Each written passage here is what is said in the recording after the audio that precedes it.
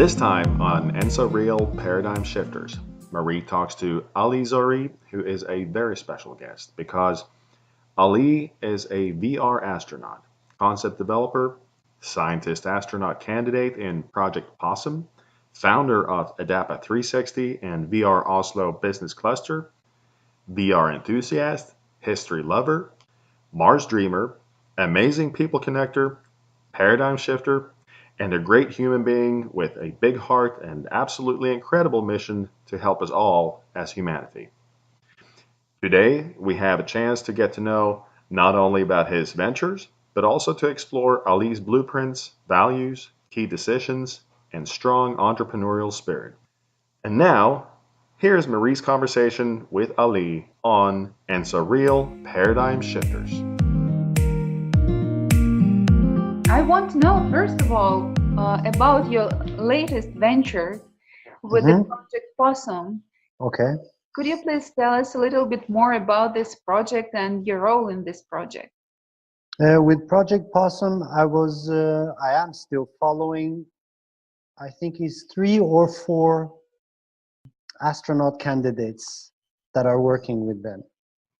One of them is a lady, 2 of them are ladies. One of them from Australia, one of them from Canada, but I think she has either a Pakistani or Indian background. She's a medical doctor. The other one has a doctorate's degree in arts. Yeah. So I've been following them, and then didn't really have much contact with Possum. But I took contact with them through Facebook and said that I can offer VR in exchange for the program that they offer. And they said it's perfect timing. We will connect you with the director. I said, okay, that's nice. Facebook connection. And then after that, I had one Skype meeting with Jason. Is also a doctor. He's a pilot, but also has a doctorate.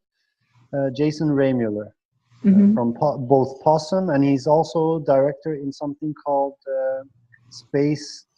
No, hold on. Integrated Space Flight Services. Oh. Yeah. So what they do is they take scientists, they take astronauts into a big plane. They also have a small plane that they do smaller tests with.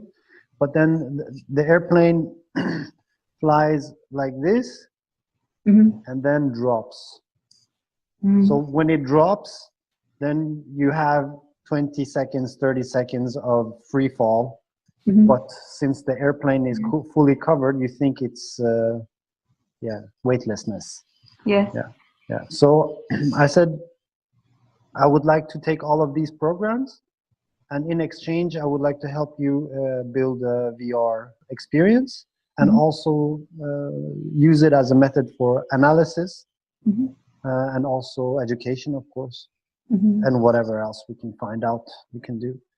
And when you're saying VR experience, could you please explain to our listeners, because not all of them are familiar with this kind of technologies, what in particular? Exactly this, I had to explain for them what is VR, what is 360, and what's the difference there. What we can do with VR that we can't do with 360, and what we can do with 360 that we can't do with VR, etc. So here it's a compilation of different techniques using mainly cameras, because that's what I started off with. But after a while, we can see that those photographies, films, videos can also be put in different types of software. Some software turns the footage into 3D models that you can move around in. You can't do that in 360 video. You're standing still. If it's on a tripod, you're standing still and looking around. So I explained these different versions to them and how they can be used for education, for photogrammetry, making 3D models, photorealistic 3D models, stuff like that. So they were interested in this. And yes, we had our first meeting, so now we have to formalize a contract. I was accepted to the program. great. So to go there and go through all these different modules, training modules. Unfortunately, because of US, and I'm an Iranian, born in Iran, so still having a Norwegian passport doesn't really help much. So because of this, I won't be able to go to the States because the program is in the States. We checked, yeah. So they said that they're considering moving everything to Canada. So if they move it to Canada, if I would be able to go, I said, well, Canada seems a bit easier. So yes, of course. So I have to wait. So hopefully you will be there soon. Okay, Ali, tell us please, why it's so important for you to participate, to be part of this project? I'm thinking of developing a camera system for space use. And the brief, we've been in touch with European Space Agency also. Project Possum and Integrated Space Flight Services is NASA-backed project. Yes. We've also been in touch with ESA, European Space Agency. And through European Space Agency, we can actually get funding. And their brief is, if you get money for technology development, what is that going to be of use on planet Earth? How is it going to help people here? That's the brief. So you have to develop something that we can also use on Earth. It can't be just space.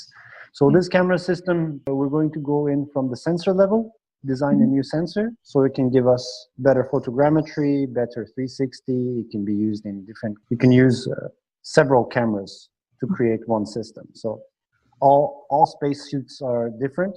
So we have to have a flexible system. So it's not easy designing anything for a spacesuit. So that's where we're at this point. So I have to be involved in the program to understand what do the astronauts do, how is it to be inside a spacesuit. Yes, sure. And we now have actually a space race. Russia, Japan, India, everybody wants to go to Mars. Yes. So so we have a serious race now, and we've been preparing. I've been preparing for this race at least 3 years now. And most other camera developer companies, to my knowledge, aren't really focusing on VR and space. So we're in the front there. That's great. So, and hopefully we can provide something of use. Yes, I'm more than sure you will. You are. You will. Thanks. Yes. Ali, tell us please a little bit. If I would ask you about your values, what values would be? The last days, I've been thinking a lot about solidarity. I think this should be a core value of everything we do, solidarity.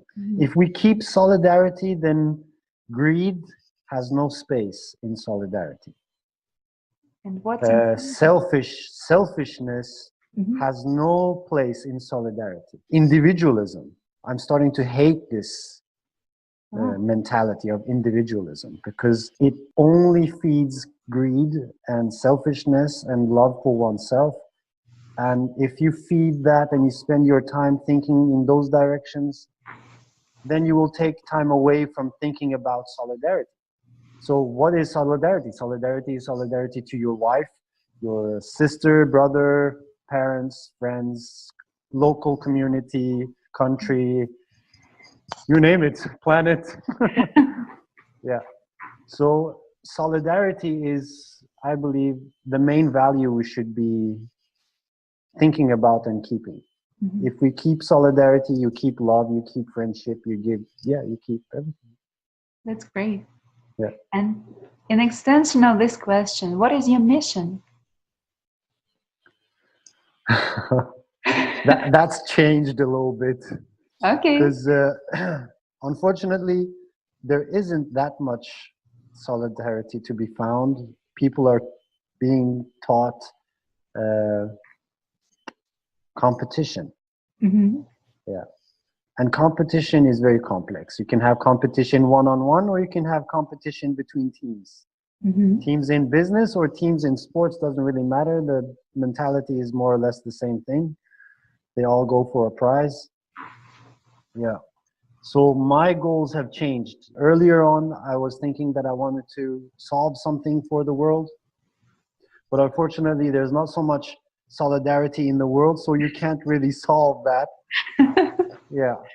So you have to find something of value, something of great value. It can't be purely ideological because people don't believe that so much anymore. So it has to be a good mix between money, something has a monetary value, and at the same time a high ideological value. You almost have to sneak in the ideology with the money. It's opposite now. So I'm trying to find a way to mix the space race, which obviously costs a lot of money. So whatever program you're in doing some space project, it's always very expensive. So it's an automatic thing that if you're doing something in space, then there's a lot of money involved. So that's one thing. And then it has a high ideological value. Doing something in space also automatically helps humanity reach further, both through science and physically going further.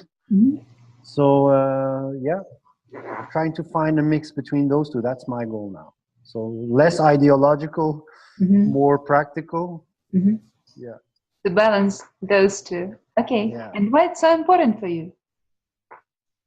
We have to have something important to do in life. You have to have something that is of value in life. So for me, it's been a childhood dream, so that's some value for me personally, but it also has great value for everyone else, hopefully. And mixing different technologies is not just one single type of technology going in here. It's not one sort of research. It's multi-platform, both in knowledge and value. So, Ali, tell us please, what is the biggest challenge currently now in your life? Money. Financing. It's never enough. That's a big issue, that it's never enough. It can't be big enough. It can be small, but it can't be big enough. It needs time. I was hoping to be able to solve this within a couple of years, but it seems that there is a human aspect to it. The technology we're developing people are understanding it more and more these days, but it's still quite soon. Both for VR, 360, mixed reality, it's baby steps already, still baby steps. So it's going to take a lot of time. I'm thinking maybe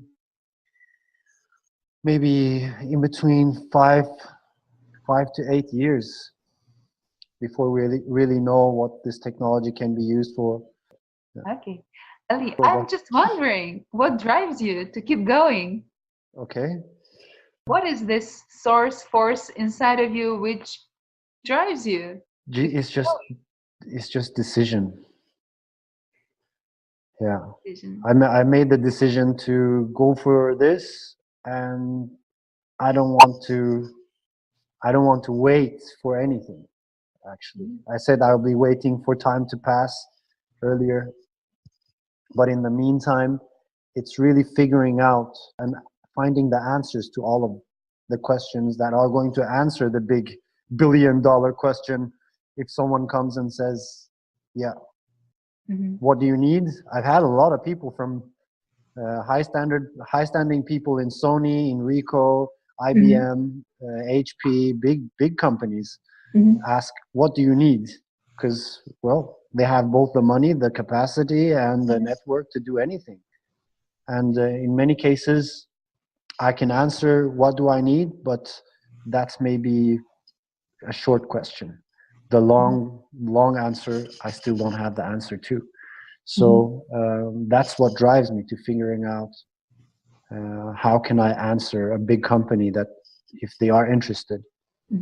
For example, NASA, for example, European Space Agency. We've been contacted by Roscosmos. I haven't had any contact with Japanese or Chinese space companies yet, but they will come. So there's a lot of answers if you want to go for. It's not just saying, I'm going to work with space. You can't just say it. There's a lot of subjects coming with that. Could I ask you, you said it's all about the decision you made. Yeah. When did you make this decision? That was early. That was very early. I was lucky. I contacted a security company. When I only had the idea about 360. Mm-hmm. I contacted the security company. The guy there that picked up the phone. This was late in the day, around 6 o'clock. I contacted this company, and the guy there said, "Don't do 360. There's no market for it. We've tried 360. This was in 2011. And he said, "Yeah, don't do anything with 360. It's a fail. Don't think about it. But if you're going to go ahead and do everything you want to do, contact Syntef. I've told you about Syntef before. They're in the cluster. They're Northern Europe's largest technological organ. They can do literally anything. 2,500 doctorates working there. So, yeah, in 2011, already then, they were in the billion class. So they knew about the big budgets and everything. Yeah. I contacted them and got in touch with the director of research, Dr. Mats Kalin, and his specialty was optometrical systems and data analysis, if I'm not wrong. And he invited me to come for a meeting. And before the meeting started, he said, "Sit down, let me explain some things to you first, why you are here, and then he's going to have a presentation, then I could have my presentation." I said, "Okay, no problem." He said, "The first reason you're here is that your idea is a billion kroner market." So he, as a director of research, could see in the idea that it would have a billion kroner potential. Yes. Nobody had ever said anything like that to me before. So if someone on the street said, "Well, maybe it's worth a billion kroner," then you would maybe laugh a little bit and then say, "Ha, whatever," and then it would pass. But when you have a director of research sitting there and saying something like that, then you should take it seriously. Yes. Yeah. And that's what made me decide that, okay, yeah, maybe there's something here. And yeah, already on that first presentation, he asked me, everybody asked me, even today people come here to our apartment and say, "Where can you use this technology?" People ask me all the time, "Where can you use this technology?" And on that first presentation, I had everything from game development. Nobody was talking about making documentaries and full-length VR movies, 360 movies. I had it in the presentation in 2012, January 2012 already. So these, not really, maybe a little bit, but if you think about it, Disney has had 360 cinemas since 1950s. Yeah. So I saw my first 360 long, you could say a movie, in Disneyland Paris in 95. It was a huge 360 cinema, very futuristic.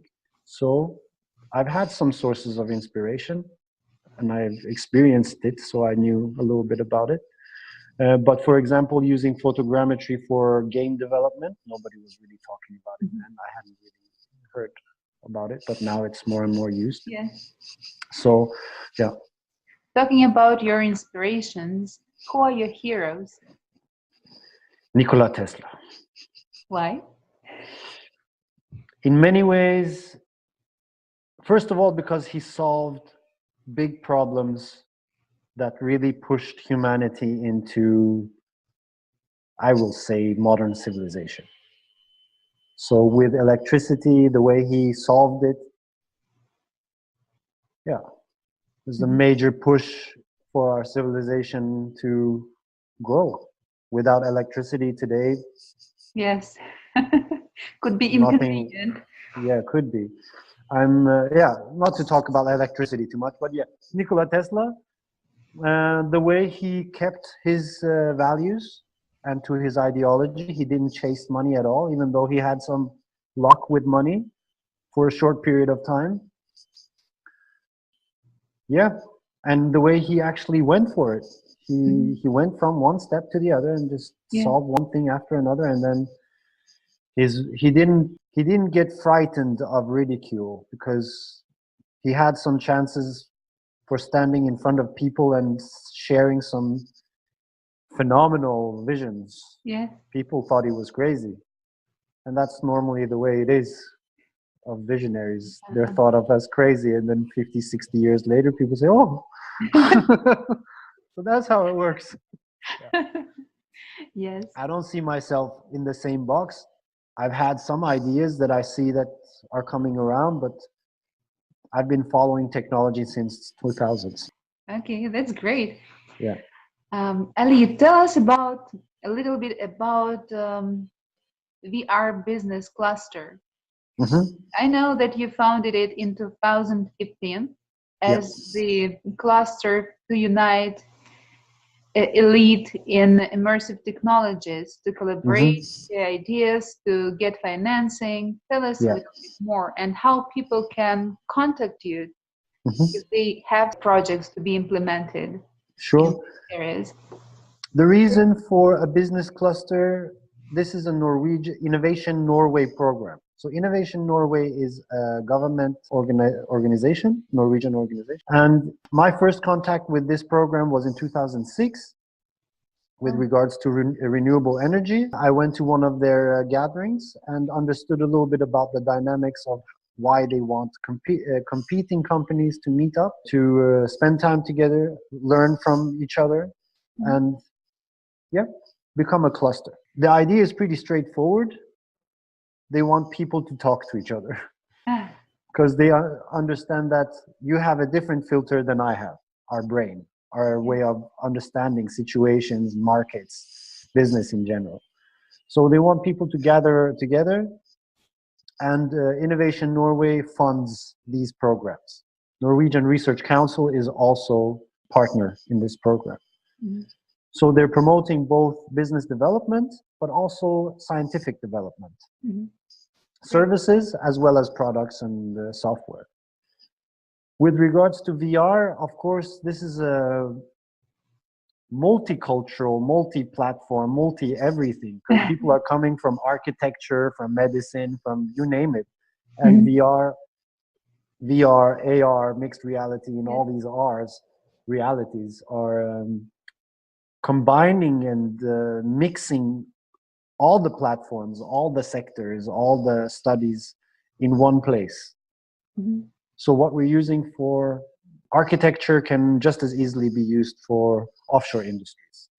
Or you're getting my drift. So gathering all these people in one place, connecting them, and then having funding program through the Research Council, through Innovation Norway, for EU funding programs, is a good way to do things. Yes, I agree, absolutely. In our cluster, we also have other clusters. One of them is an offshore industry cluster from Ålesund, which is a global center of expertise. I'm not sure how many companies there are there, but they're quite large. They've been around for, I think, 8 years at least now. Almost 10 years, sorry. They've been around.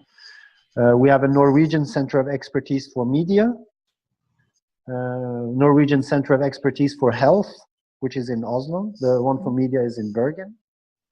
They're respectively 100 members and 200 members. Both of them are over 100 million Norwegian kroner in funding every year. So it's not, it's a big engine. Yes, both in administration and in funding. So I'm seeing that this can be a major success, and the success is not for the cluster; it's for the members.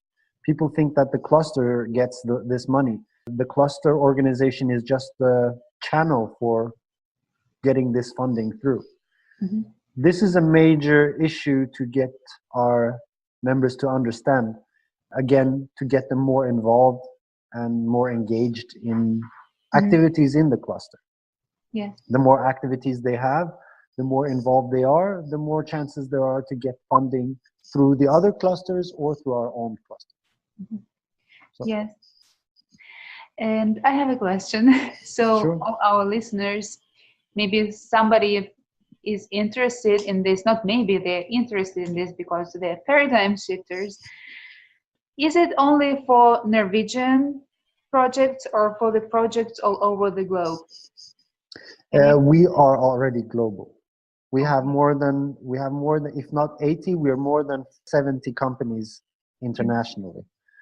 Just to talk about cluster program, the cluster program itself has access to Norwegian funding, but also through Norwegian Research Council has access to EU funding. So already there it has not international, but European funding programs access. For instance, Norway Health Tech, Norwegian Center of Expertise for Health, they have amazing connections in North America, especially Canada, and the funding programs there. So, and they also have a huge campaign for China and Eastern Europe. That's been at least 2 years now, where we have high-ranking Chinese officials visiting Norway, and also the Norwegian delegate going to China. So this is not a game. This is a big activity level, both political and industrial. So there are big sums of money, big names moving back and forth. So this is a value creation on a global and on a national level. Ali, if people would want to stay in touch with you, or with VR Business Cluster, how they can do this? With regards to who's leading the cluster today, I founded the start of this cluster. For my own sake, I will be focusing a little bit more on the NASA projects and the ESA projects moving forward. We have a new leader.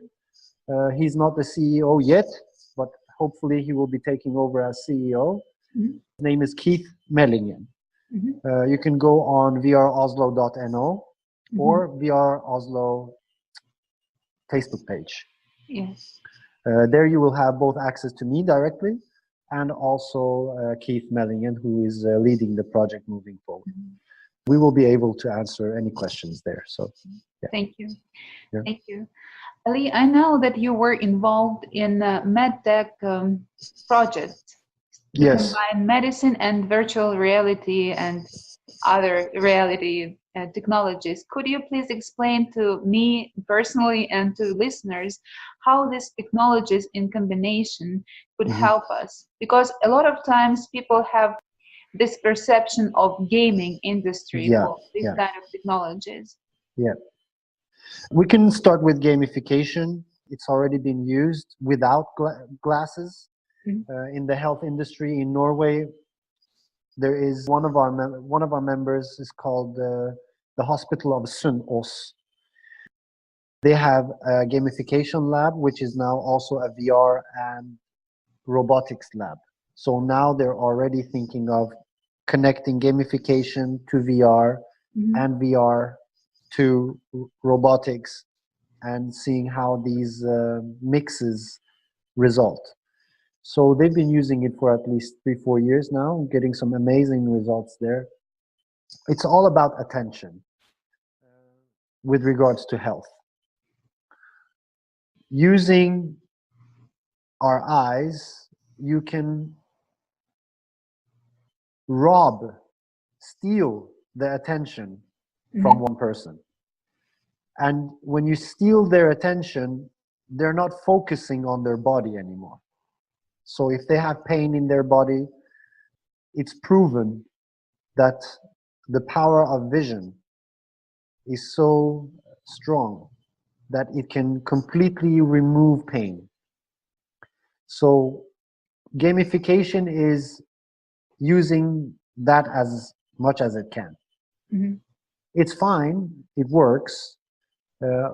I personally believe that as a first step, it's a good technique. Games is fun, okay.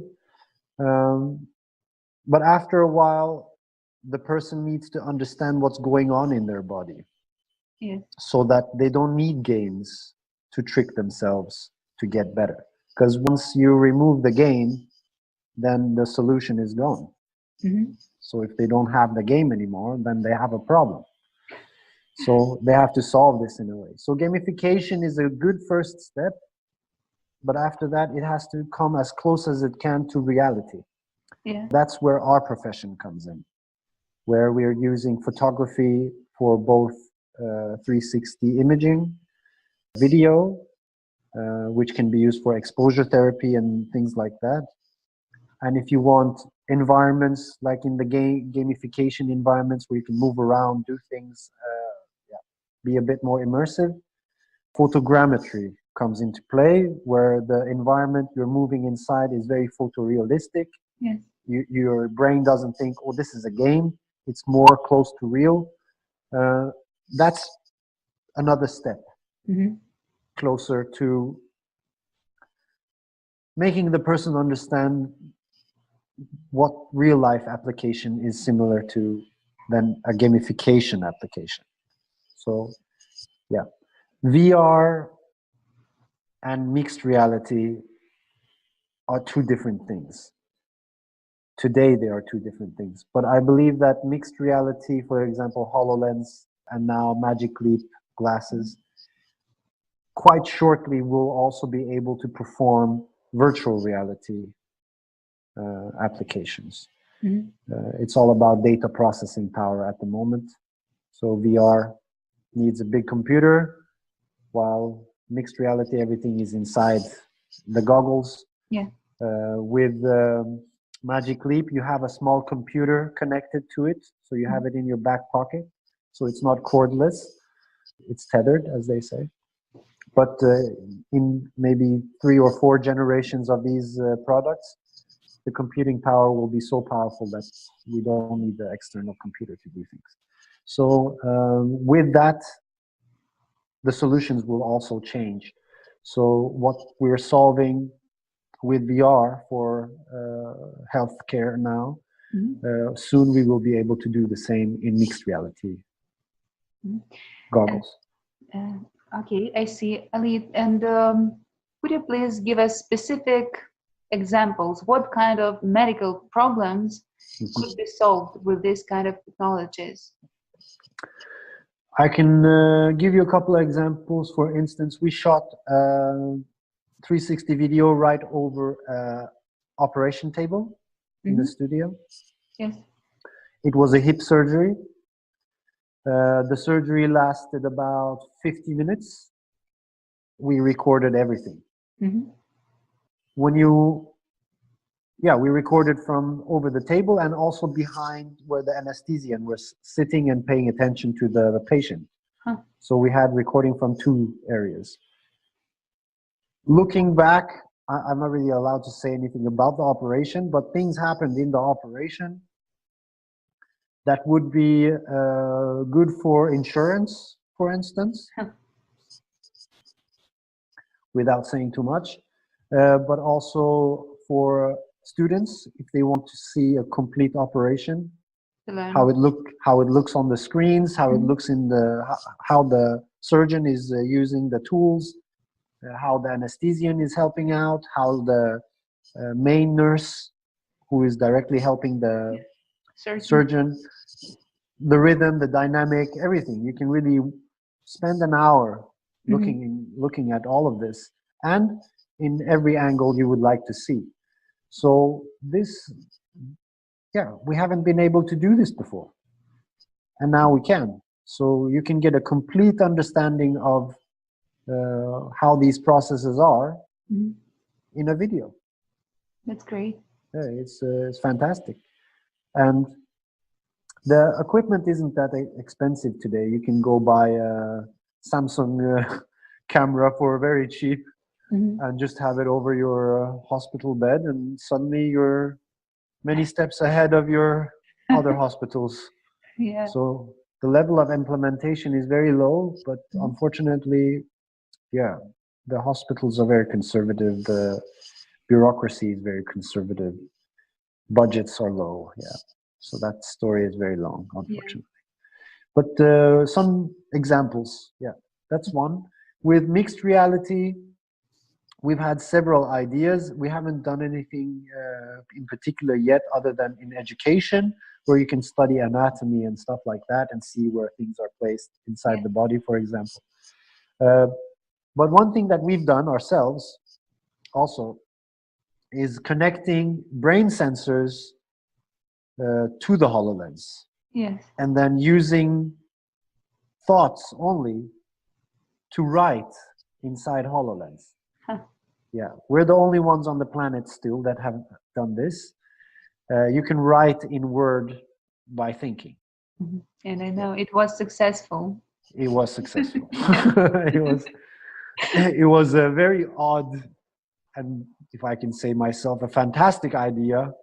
Mm-hmm. And I didn't think that it was going to be easy to solve, but we solved it in one evening, just by chance also. Mm-hmm. So yeah, it works.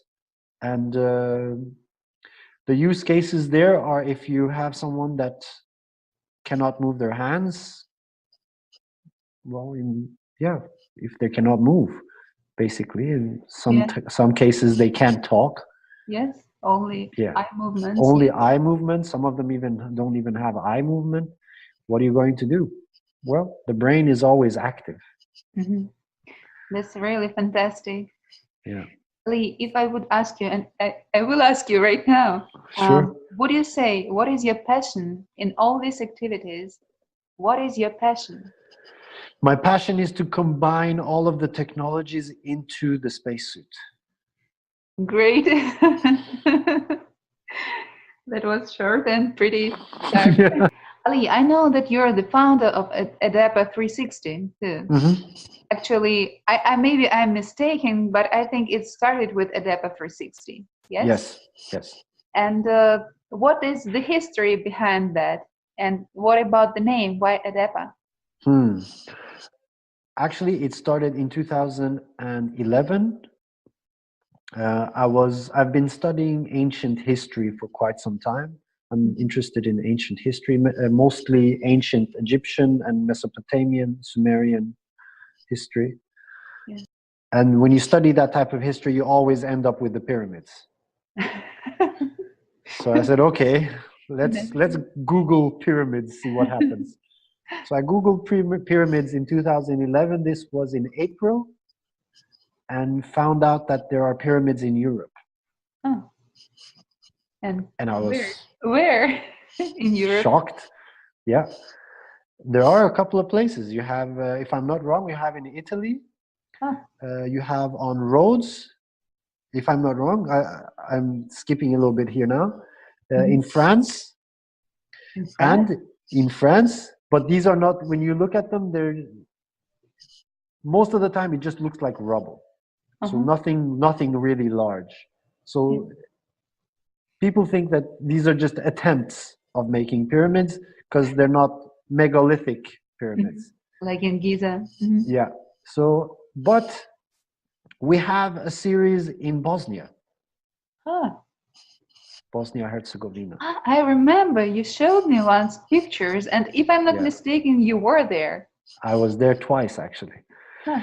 So I saw that, and it's the most of the information is on these pyramids because they're quite large. Yeah. They have, I think they have 5 pyramids there, and 2 of them are larger than the largest in Giza. Really? Yes. The Pyramid of the Sun in Visoko, Bosnia-Herzegovina, is 1/3 taller than the tallest one in Giza. That's 1/3. That's very big. Yeah.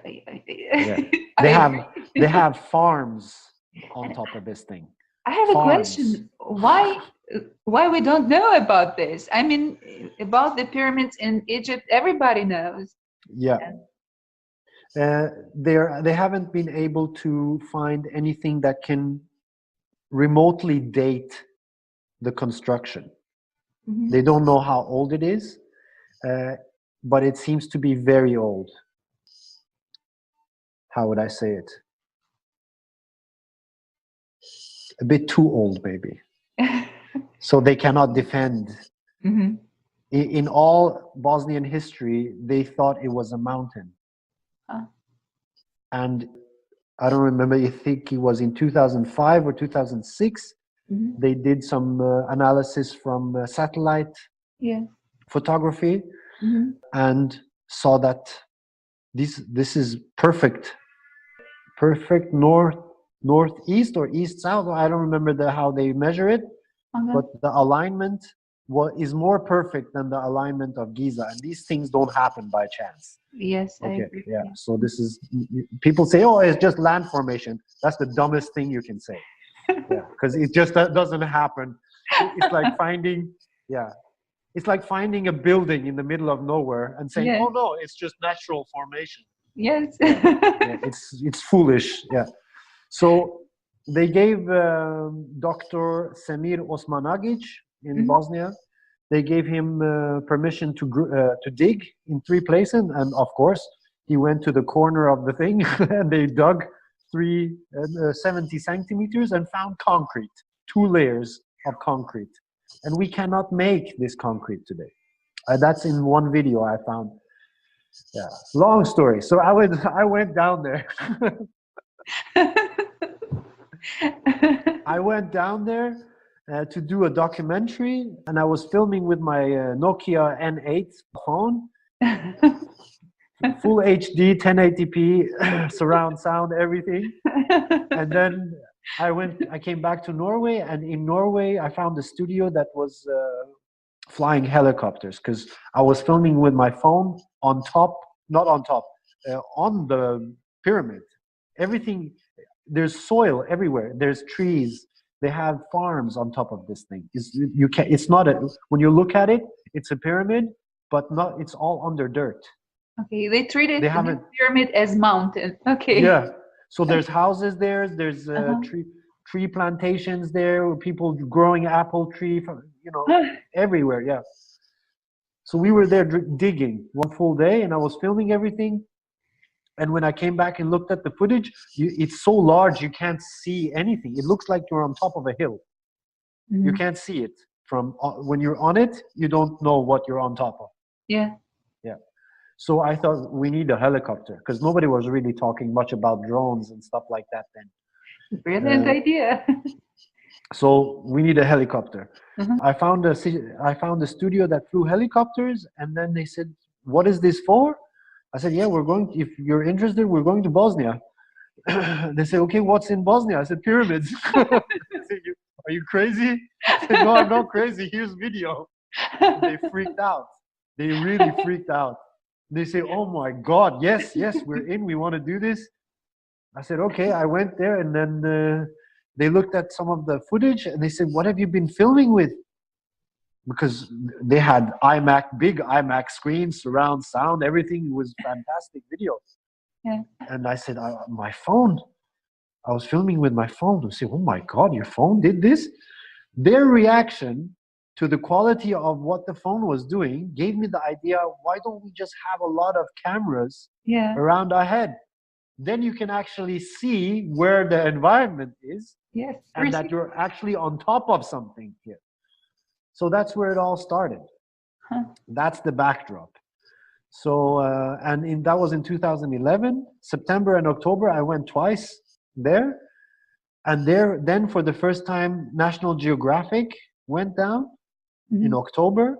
When I left, National Geographic came with one archaeologist,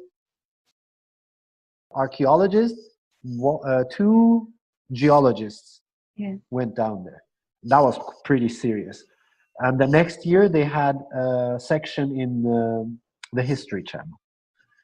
So the History Channel covered that. I think it was Ancient Aliens or something like that covered. Is it a pyramid? Is it not a pyramid? My God. It's the constructions there is amazing. Yeah, I can talk about that for days. For days. What they have down there. And the project is still going. So yeah, that gave me the idea, and then we started 2 companies. So Adapa 360 is actually a brand that covers 2 companies, one Adapa Trino and one Adapa System. So why Adapa? Yes. Adapa is the name of the first civilized man. Oh. The reason I used Adapa is because people can ask me why Adapa, and that is a history lesson in that name. So people will get interested in Sumerian history That's the place that you will find the answer on how Adapa was made. Okay. Yeah. And it's a pretty serious history. And in our times, when we have a lot of people moving around, we have a mass escaping of people due to war and all this stuff. And some people kill other people over skin color and ethnicity and all this. And especially in Norway, it's becoming a huge issue because asylum seekers are coming from everywhere, and the Norwegian society is a very fragile society with only 5 million people. If you have a lot of other nationalities coming to your country, then your culture, obviously we can see this, changes drastically, and it becomes a political issue. And knowing the history of Adapa actually will help us understand the origins of humanity, that we're all from the same source, from one channel, not diverse channels. The diversity comes from the different races that were made on this planet and how people married each other. Gods and humans, humans and humans, and races between races. And there's been such a long time passing that our genes are all mixed. Yes. Yeah. So we're all related, literally. Yes. In our genetics, we're all related. Some Jews, I'm not going to be afraid to say this, it's a very touchy subject about Jewish people and Jews, but I respect the Jews, first of all, and their history. What they stand for is all subject to how you read dogma, of course. That's dogma. Yes. Doesn't matter how you read it, it's still dogma. Yeah, exactly. So, but with regards to genetics, I've studied a little bit about the science around their genetics, and the most recent gene science says that there is actually a Jewish gene that all Jewish people have. And it's a small but substantial piece that cannot be looked past. So it is found that Jewish people have something unique that is only for Jewish people. But also their genetics has been mixed a lot. So, yeah. I know this from my own example because I am the mixture of from everywhere, from Russia, from Ukraine, from Europe, from America. So yes, it's very interesting, very exciting topic. I'm trying to connect the history of humanity and how we started with what understanding and where we are today. Because back then, if we believe in the subject of gods, in religion, we've thought about one bearded guy in the heavens and, but if you start looking at it scientifically, and also again in the Bible, these gods and angels, they are human looking. Actually, humans look like them. They don't hide it.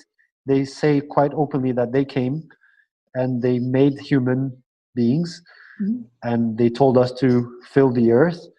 And then, there are other clues that they actually came back and visited us again. For example, you can open Book of Ezekiel, and there you can see that there's a metallic shaped object coming down. There's a lot of smoke, there's a lot of sound, a lot of things happening. And that's what we call a UFO today. And what is the reason of our creation? I have a question. Oh, okay, all right. This going a little bit off topic, but sure, yeah. The reason of our creation, the way the gods explain it, is they created us to dig for gold. Oh. You mean dig for gold, like digging? Dig for gold. Literally? Literally. And the backdrop to that story is that this is written down in clay tablets thousands of years old. We're talking about 4,700 years before Christ. So 6,000 plus years. People sat down and wrote this in clay. They didn't have paper. They had a stylus and they wrote in clay, and then they burnt the clay, and that clay has survived thousands and thousands and thousands of years, and now they found them in early 1900s, late 1800s, and in the 1900s translated them. And they found amazing stories that, yes, there were other beings, the gods. They came from another planet. Their planet was suffering from atmospheric issues, the same we have here on our planet. Yes. And they needed gold. They didn't have gold on their planet, so they were out in space looking for gold and mining gold in space in meteorites, the way we're planning to do now on our civilization. So this is something new for us, but it's in clay tablets from 6,000 years ago that the gods did this. And then they have some drama, a lot of drama. These gods, they have very human-like drama. They're not so godlike. They're very human. They came to Earth chasing a king, and they found gold on Earth, and that was used as a bribe. They killed the king, and then they started expedition to Earth. And then there was other princes and princesses that came to Earth. They thought there was a very exciting expedition, but it ended up in digging for gold in South Africa. Yeah. So So we were created in South Africa. We were created in South Africa by a god named Enki and his son Ninurta and a goddess. The first working human, which was actually called Model 1. Great. Yeah. Original. The Adamu. Huh. The Adamu, yeah. Was Model 1, was born in a goddess womb. So she gave birth. And from ancient times, we also have archaeological finds of a female being with big breasts, big stomach, the mother, the great mother, So this is also a lot of archaeology. And it's all related to space, because they traveled through space. And they came here, and they have had a lot of problems with exporting the gold through space back to their planet and all that, and healing their planet with gold. So that's what are you planning to do, to heal the planet? I don't think that we are able to heal our planet in that sense. No, we're hurting our planet too badly, I think. There's too much greed. Talk about solidarity. There's too much greed, personal greed, to be able to help our planet. Do you think it's hopeless? We need a revolution. I think I'm going to go all out on your first interview. So I'm going to say we need a revolution on a global scale. Politics is not working. Politics is leading to war. I don't believe we need politics anymore. Our technology level is so high that we can have our administration, societal administration, through apps and connecting people. Yes. We don't need politics anymore. Politics has led to a lot of war. Humans have always been, what do you call it? Victim of war. None of us have gained anything from war. I agree with you. I came from the country which is currently in the war, and I know you had the same experience. So I know how it feels like. The people that do war, they only do war because they have companies that build rockets, build weapons, everything, through all history. They have an excuse for war, and they say that in war we develop a lot of technology, and that technology also helps humanity. That's a great excuse. The most nonsensical excuse. Yeah. I don't agree. I think we could. One thing that is true is that when in times of war, there is a lot of solidarity. Yes, but a lot of pain and Yeah, other not positive things too. And exactly. from my experience, I was just amazed how quickly the war could happen. Hmm. And it's just useless. Nobody really understands what is going on, what we are fighting for, what are the reasons, why people are dying, why Yeah, children and mothers and brothers and yeah. men are suffering. What's the reason except of the big money? The reason I believe is that some people have a national interest. They call it a national interest, Mhm. but the national interest is personal interest, political interest, monetary interest. And it's not so smart, really, because in war, you lose a lot of people, Mhm. and those people that you're killing, many of them have bright ideas, bright minds, Yeah. and what they can do and solve through ideas and work, you cannot gain in a war. So there's a lot of value being lost. It's a very cheap and stupid way of becoming rich. Yes. Yeah. Yes. And not visionary at all. Not at all. Yes, Not I at all. agree absolutely with There that. are there are a lot of cases, especially in Christianity, if we want to, because Islam is very. I'm not Muslim, just to say that. Mhm. I'm not Christian either. Um, I'm not Buddhist either. I believe in God, obviously. That's why I wanted to figure out what God is about and what humans are about and what we're doing here and all that. It's a long story.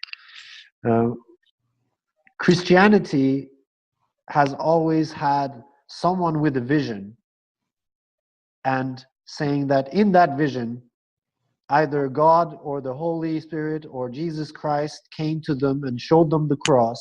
And now this is all symbology, yes? Showed them the cross and said, yes, go kill people. Yeah. You have my blessing. Yeah. That's insanity. Yes, Yeah. absolutely. I agree with you. Yeah. And Ali, could I ask you, maybe this question will be not very pleasant for you, but I have it, so I feel like I have to ask it. I know that you faced the war, you know how it Yeah. looks. And what are the insights and lessons of this experience do you have? What positive out of this did you take? Actually, I can continue with what I started with the Christianity being fooled into going into war. Mhm. It's the same thing in Islam. Yeah. And what I've learned out of this is that religion is never the reason for war. Mhm. It's been used as an excuse, thank you, for war. Um, every religion teaches being kind, Yep. helping each other and all that. For me personally, it's been trying to find out about why do we have war? Why do we have different religions? Mhm. It was a good example. In, in, in the various religions that have a monotheistic setting, Mhm. you believe in one God. Mhm. That one God says that you should not have other gods than me. What you were expecting? Sure. So, if the God that is saying that he's the only God is asking you to not to believe in other gods, that's a clue in itself. Yes. And it also mentions one thing, that God is not that smart. Yeah. And he's scared out of his mind. Exactly. So Huh. this is what you get from sitting and really going into the depths of human nature, Mhm. basically. So why does human nature lead to greed? for example. In Norway, they throw away, we live in Norway, in Oslo. In Norway, we throw away 300,000 tons of food that could have been eaten in 1 year. Very smart. 300,000 tons. That's not 300 tons. 300,000 tons. Yes, of food. I can hear you. Yes. Why? That's insane. Yes. And it's been thrown away by the shops themselves every day. Fresh food. Bread, cheese, milk, yogurt, meat, you name it, is being thrown away every day and not given away at a discount to the people working in the shop even. Yes. There are people in the streets. There are poor people in Norway. There's a staggering amount of poor people in Norway. It's a joke. They're going to bed hungry and they're throwing away 300,000 tons of food every day. So why is this happening? It's because of control and greed. So trying to find out why this greed exists. How can we solve this? It's a big question. When we grow up, we're given these hypothetical questions. What is the meaning of life? Why are we here? And people are asked these questions in a way that promotes the idea that we're not able to solve them. Which is not true from my perspective. It's not true. Yeah, it's not true. We can solve them. So we're even being misled. Yes. In that direction. Yeah. What I've learned is greed is a bottomless pit, sorry. And if you want to do big changes in this world, you'll have a lot of resistance. And if you want to make big changes in the world, you have to feed the resistance to be able to feed the poor or goodwill a little bit. So you have to give more to the system to be able to give a little to those who need it. Yeah. Okay, Ali. I know that entrepreneurs will listen to this podcast. Sure. And I would like to know, what would be your main message to these entrepreneurs? Visibility. What do you mean? Could you explain a little bit more? Visibility, PR, making yourself visible, can be many things. It can be, you can be on the bus, it can be on the plane or waiting for your airplane or in the office, in the shops. Get in touch with people, literally. People are getting out of touch. We're getting in touch on mobile and on Facebook. I don't exclude that. That's very good. As you know, I'm very active on Facebook, for instance. I would say that you should learn to master social media. It can help you, make yourself more visual, visible and visual at the same time. Reaching people.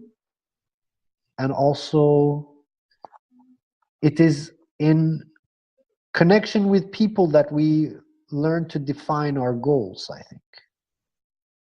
So that should be a main... being an entrepreneur is about trying to find, it's cliche to say a needle in the haystack, but that's the chance you have of finding your success as an entrepreneur, I would say. That's so about... it's a quest. It's a quest, big time. It's a quest. And the only way to solve the problems of your quest is finding the right people.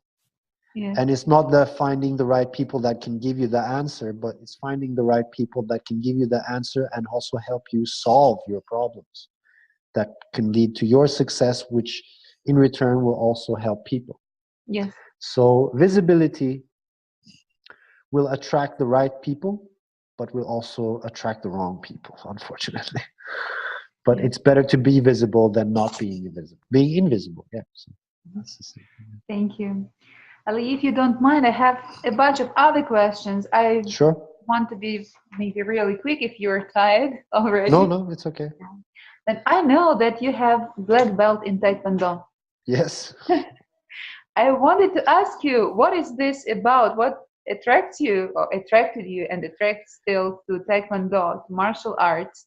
And what do you get out of this? As a child, I believe my generation all were fascinated by Bruce Lee. Yes. So after my first Bruce Lee film, I was already a black belt. Like many other children, started kicking around, wanted to learn martial arts. And I thought everything martial arts was karate, I thought. Everything was karate.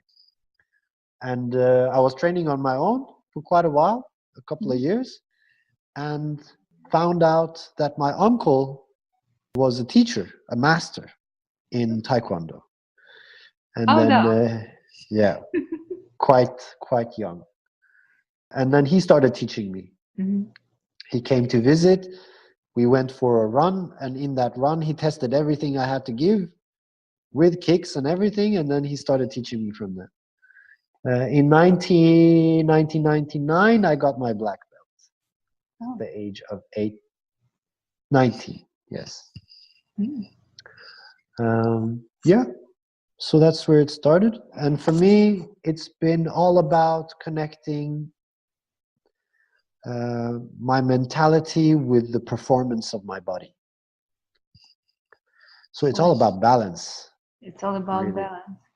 It's all about balance, and it's about respect for myself and respect for other people. We live in a violent world. Nature is violent. It's utopic thinking, non-violence. I was looking at the window, snow is melting away, and then there's a lot of leaves on the ground, and under the leaves there are insects, and the birds come flying down, and they make beautiful sounds, and they look in between the leaves and eat some insects. It's very nice to see as a human that nature has its way, but it's not so nice for the insect being eaten alive down in my backyard. So there's literally a horror movie happening on the ground. Yeah. Which is a part of spring. Yeah, exactly. So I'm not delusional that we live in a non-violent society. So it has helped to understand the violent side of myself, the violent side of being a human. Why is there so much violence? And how I should relate to violence between people in a one-to-one setting. If someone is angry with me or wants to do some harm on me or something like that, how I should react. What is risk? How much risk are we in any moment? Yeah, that's what the martial arts is all about, to find the balance at every moment. And you said that it's all about the balance and how you should relate to your violent part. Yes. In you. So how should you relate? What the martial arts taught you? What is this relation? Control. So Yeah. it's You all need about to control.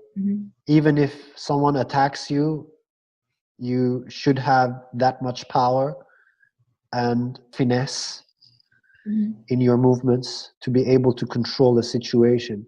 So if you're very unlucky and someone tries to punch you or kick you or push you or pull you or throw something at you, or people do crazy things.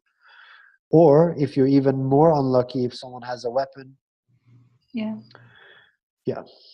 need to be able to react to that. I think we should all learn martial arts, because then we will be able to learn to respect each other. You will know You will be closer to understanding what pain is about, not just emotional pain, because most of us have a lot of emotional pain, and we can do a lot of physical pain in balance to the emotional pain. And most of the cases, we don't really understand the balance between the emotional pain and the physical pain that we cause. There's a huge difference. Huge difference, and it's a great teacher. I mean, the physical pain, it's a great teacher too. I agree with you. Exactly. Do you meditate, Ali? I started meditating at the age of 9.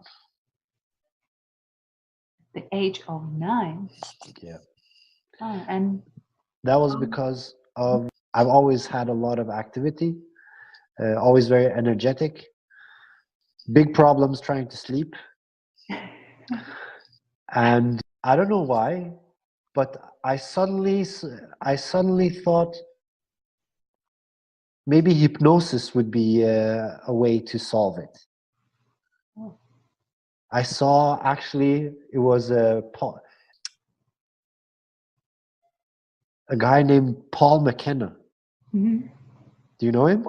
No. British guy. No. Paul McKenna. He did TV hypnosis. I saw a couple of shows with him, and he hypnotized the lady. Mm-hmm. And then I don't remember if it was before or after he hypnotized her that he told her that you can hypnotize yourself also. That's what we're constantly doing. Yeah. With ourselves. Yeah, in a good way though, not in a bad way only. And then I got curious, so I went to my elementary school library looking for books on hypnosis and found them. Amazing. And started self-hypnosis at the age of 9. And it worked. Very simple, yeah.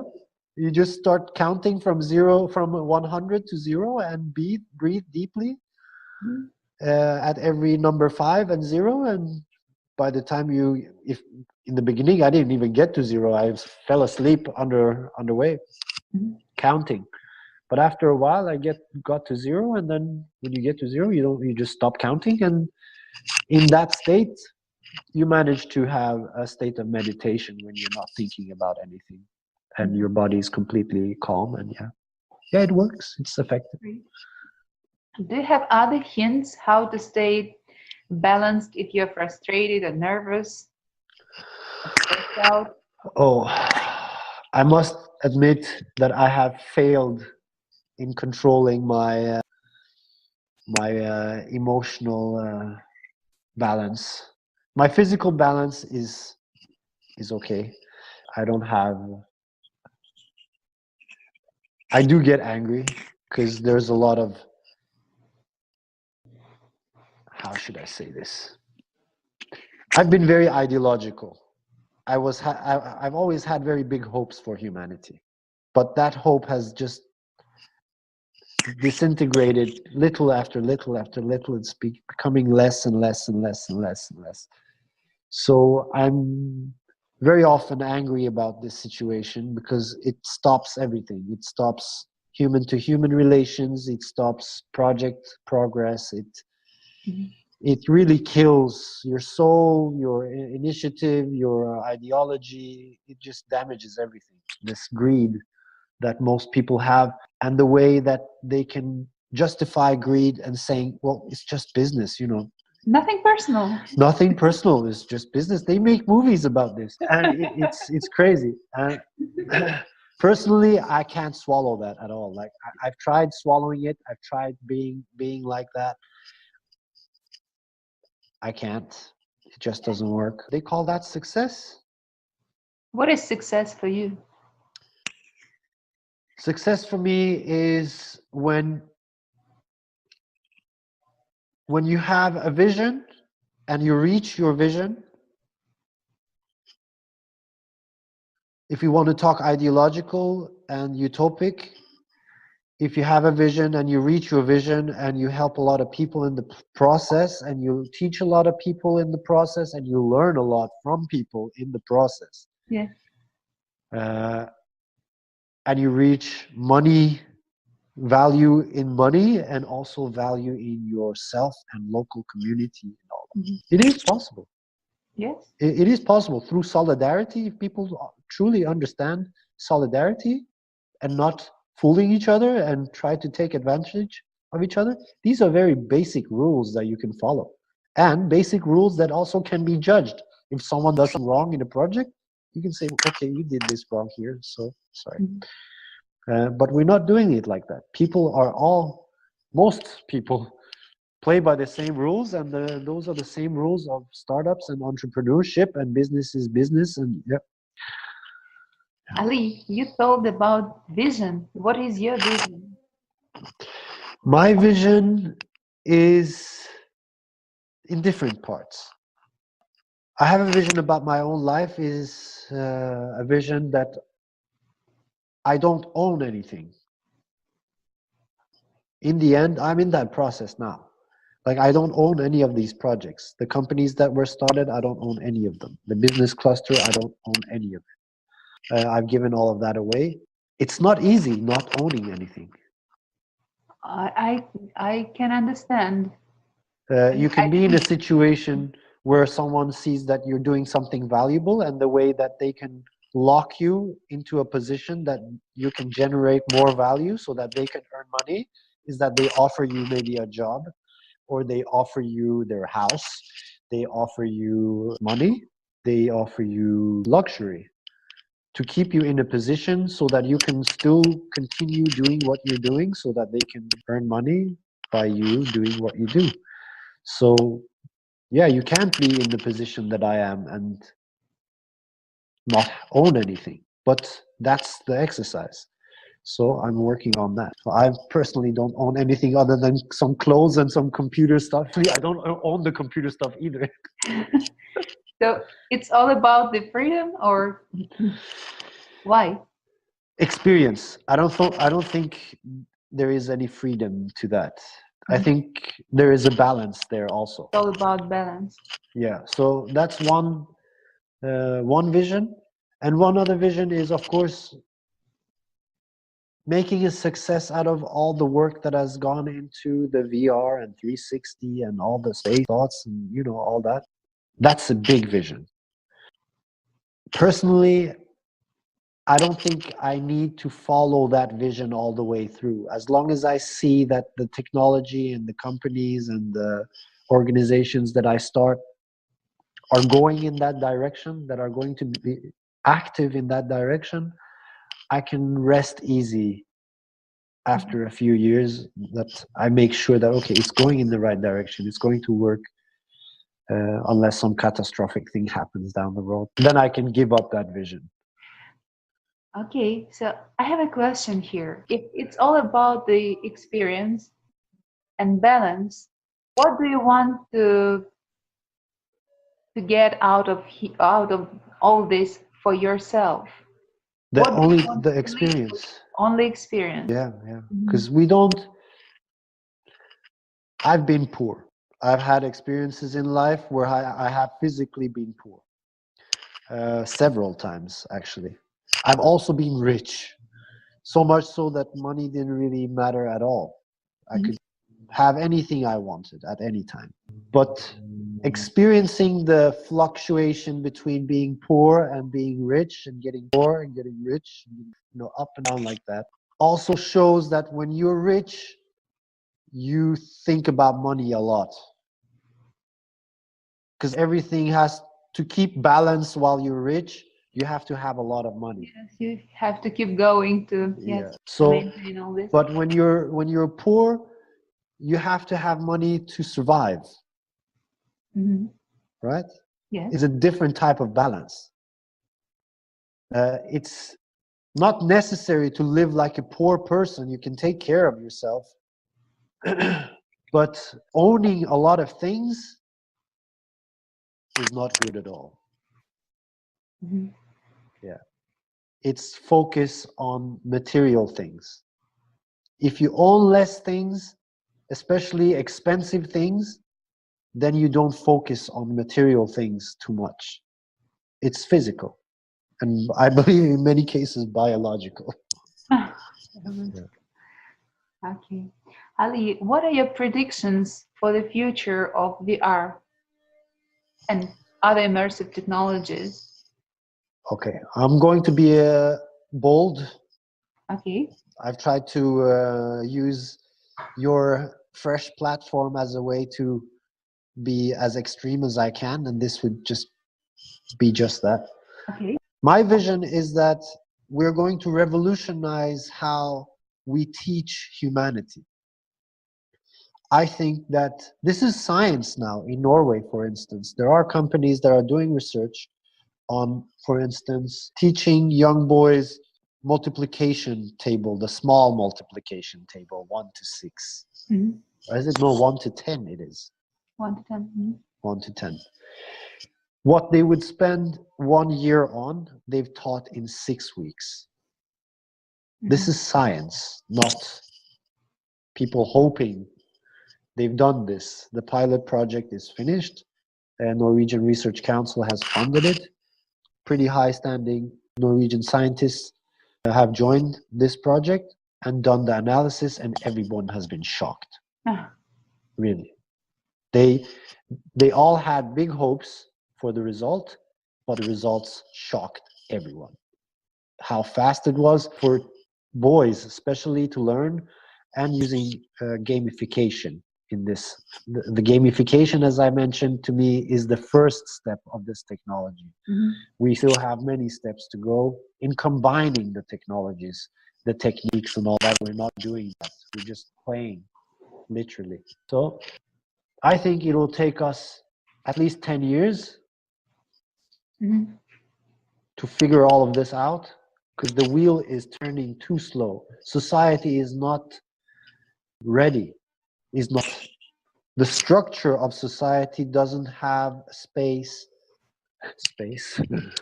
for implementing new technologies effectively. How do you think what could be done to change this situation? Right now, it's they call it VR evangelism. So we have to preach. It's a joke, really. Think of the state of our society, where people have to run around telling other people about technology and how it's going to change their lives, while this should be a government task to systematically sit down and go through all the new technologies that are coming out and having pilot project task groups that really effectively can go through all of this, brainstorm, not 1 day, 1 week, all year round. Mm-hmm. Constantly brainstorming on the new technologies, bring in, we don't have it. Literally, we don't have it. That should happen, and it will happen, because we will, once we start doing that, our economy will change. Yeah. We will understand how much value really humans have. Mm-hmm. I believe that we will be able to take doctorates at the age of 14, 15. Most of us will be able to do that. This is not new. In many countries, there are, for example, India, mm-hmm. It's not in Iran also, there's not new that you have doctors that are 17, 16 even. Mm-hmm. So it happens. It doesn't happen often, but it happens. Yeah. And these countries, they know that these things happen. We're learning so many different things in our schools today, and we're taking a very long time to learn it, and all through books. Mm-hmm. Through VR, we can shorten those periods of time needed to learn the curriculum. We will be able to add a lot more curriculum, and I hope that we can add a big bunch of history in our curriculum to teach what human is about. Because if you don't know who you are, what you are, where you came from, how you are, what you are today, you don't know where you came from, then how would you know where you're going? Yes, I agree. You need direction. Yes. So that's my hope for the future, that we understand a little bit more about our genetics, just to cut it short there, and learn more, And also using VR, we are able to explore our visual cortex, if you want to use that word, Yes. the right side of the brain. Not use less of the left side of the brain, but use more of the right side of the brain, balanced with the left side of the brain. I think we have more genius people among us. Yes, I agree. Yeah. We just have to show them the way how to realize themselves. Yeah. Yes, that's part of my mission too, by the way. So Yeah, I know. I know. solidarity. Yeah. And VR is a good tool. Just one quick example, you can learn to put together an entire car in VR, piece by piece. You don't need to know anything about mechanics, engineering, no nothing. And if you start putting that car together, after a while, you will understand a little bit about mechanics and Oh yeah. engineering. So you do that a couple of times and suddenly you know how to put a car together. Suddenly. So suddenly, it doesn't take long, a week. Yeah. So it helps people do hard things in an easy way. That's probably the best way I can say it. Yes. Thank you. That's really fantastic. Thank you. Is there something that we didn't ask you, but you would want to talk about? Yes, women. Okay. What about women? Would you want to talk about? I think it's time that it's not just me. An entire world is waking up to this. My entire country is also waking up to this. Women coming to power. I'm not really sure how much percentage is men and women around the world. Some countries have more men, some countries have more women. But the balance in power is completely vacant. Yeah. In 2018, there is still a hierarchical man-centered power structure. In Norway and the Scandinavian countries, and maybe a little bit Northwestern Europe, France and England, there are some women in power. I'm not sure if they are really in power. I was hoping that when women come to power that they wouldn't do things like the men do things. For instance? Stop war. Okay. Yeah. And why do you think that women are better in this? Because women give birth. Men don't give birth. There are some men that can give birth now due to scientific progress, but it's not something natural, not something I would actually propose to any guy. But you can, if you definitely want to experience what birth is like, giving birth. But anyway, women naturally give birth. The closest thing that men can do is take life. I think that's the closest we can come to an understanding. And we do. We've taken a lot of life. Natural life and human life. And yeah. And I have another question. You're a man. Yes. How do you feel about this? Because it's still very unusual to hear such words and this perspective about women in power from men. I would say we as men leading society as kings, yeah, we have a track record. We've proven time and time again that we can kill a lot of people. We are constantly developing weapons of mass destruction, just to throw that back in the face of the people talking about weapons of mass destruction. They are the ones building them. Yeah. So, yeah, it needs to stop. Having women in power hopefully will change this aspect of understanding of what life is really worth. Yeah. I'm not saying it's going to be perfect, because we have crazy women too. Yep. With all human beings, with all good and bad sides. Yeah. So women in power, I believe that's a good step. but also women in their right minds in power. Not women in power because they want to be in power, because power is not good. And what is this right mind? Right mind is again coming back to solidarity. Okay, now we have a circle. It's all about balance and solidarity. Yes.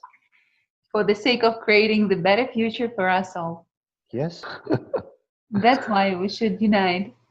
That's why we should unite. And that's why I try to put up a business cluster, and hopefully within this business cluster, people can at least agree that we have technology that can solve a lot of things for our own children. Yeah. Our education for our children, the health of our children, the health for, okay, if you want to say forget our children, ourselves, when we grow old. My God, I saw one post of a group of older people sitting around a huge table with a plastic piece in their hand and a balloon, and they're hitting this balloon back and forth. Seriously, that's what these old people are doing at this nursing home. The idea began in 2015. Already there, I was in touch with Oslo Tech, which run Oslo Science Park. And we decided to have our first international event at the Science Park, inviting people from all over Europe, some from Japan, not the US, but there were people from the United States, but they live in Norway, so they were represented. It was a huge hit. A lot of people came interested to talk and interested to learn. And this continued. And in 2017, August, I decided that it's time to create the cluster as a cluster. So no more beating around the bush, as they say in the US. I said, okay, it seems people are interested in enough. So we were 18 companies that got together, and in the matter of 5 months, we are over 100 companies and organizations as members. And in total, it's over 600 companies and organizations worldwide. So it's been a success, I can say. I can use the word success there. And all of these people and companies have been handpicked.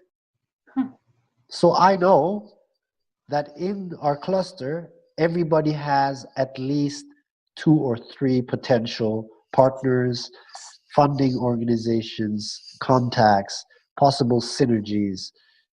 Thank you very much for such an incredible time and such a great interview.